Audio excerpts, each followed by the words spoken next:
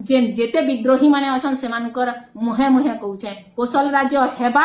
जरूर हेबा आ जेन दिन हेबा सबु कोसल विद्रोही मानकु ताकर पाटा पर्चार कीमत दे करी एरिया न भगा जीवा। तो कोसल विरोधी मानकु सिर्फ एतकी कहमी कि ताकर दिहे जन रकत बुहुचे सेटा जदि गुटे मार रकत हितिता बेले केभे से माने कोसल लाई विरोध न करते। प्रकृत रे जन गाली देसन नहीं हाइब्रिड बोली करी आज्ञा हेथर लगी बोली करी गाली देसन क्या हला जे जदि आमे गुटे मार छुआऊ बोले हमर माँ माटी लगी लड़भार लगी हमर माँ माटी रो परिचय मिलू आमको कोसल राज्य मिलू बोली करी आमे समस्ते लड़ता। लेकिन जेन माने कोसल के विरोध करूछन मी तो सेमान को खाली गुटे कथा कहमी कि तुमर दिहे माँ माटी रो रक्त ने बुहिबा तुम्हें गुटे मार छुआ हेती तो नहीं गुटे माँ माटी लगी जदि लड़ुत तो बोले प्रकृत रे तुम्हें आमर संगे साथ देतो किंतु नहीं तुम्हें अलगा लोकर साथ दउछ। किंतु क्या जदि कोसल राज्य हैला बेले तुम्हें जेन जेन माने विरोध करूछ से मान को लात मारी करी आमे भगामु